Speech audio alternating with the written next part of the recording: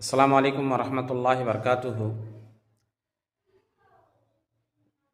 যিনি মুসলিম জাহানের খলিফা, তৃতীয় খলিফা হিসাবে মদিনার গভর্নর, যেনাকে হজরতে আবু বকর সিদ্দিক রাদিয়াল্লাহু তাআলা আনহুর পরে সিদ্দিক আকবর নিজে চাবি প্রদান করেছিলেন, ইসলামের দায়িত্ব, ইসলামের খলিফা আমিরুল মুমিনিন হজরত ওমর রাদিয়াল্লাহু তাআলা আনহু।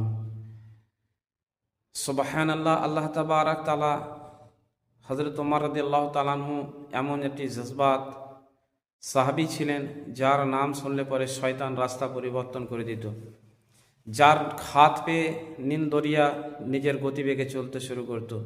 দুর্রার আঘাতে মদিনার মাটিতে ভূমিকম্প বন্ধ হয়ে গেছিল। সেই হযরত ওমর রাদিয়াল্লাহু তাআলা আনহু, যার নাম শুনলে পরে কেশর ও কাসরা পর্যন্ত কেঁপে উঠত। সুবহানাল্লাহ, সেই আল্লাহ তাবারাক তাআলা এত উনাকে ক্ষমতা প্রদান করেছিলেন যে 24,000 লক্ষ মরব্বার মিলের হুকুমাত করেছিলেন।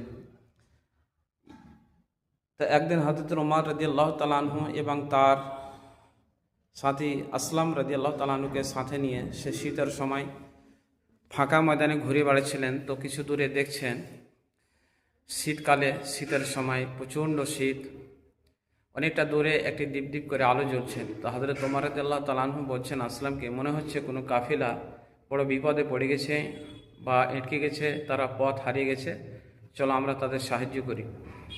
তো হযরত ওমর রাদিয়াল্লাহু তাআলা আনহু এক পা দুপা করে সেখানে এগিয়ে গেলেন।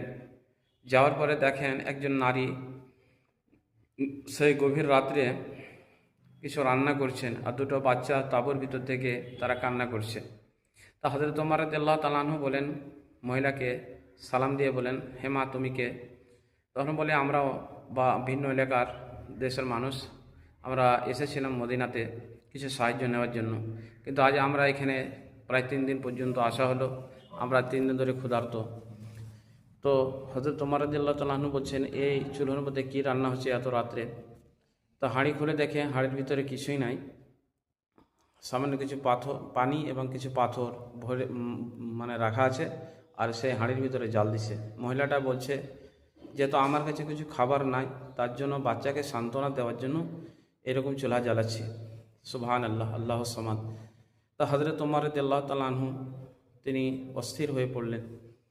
মহিলা বলছেন কি, আমরা যে দেশে এসেছি সেই দেশের খলিফা, অথচ আমাদের খবর রাখেনি, কিয়ামতের মাঠে এর হিসাব আল্লাহর কাছে চাইব। তা হযরত ওমর রাদিয়াল্লাহু তাআলা আনহু তত্তর করে কাঁপতে শুরু করলেন। তিনি আর বিলম্ব না করে আসলামকে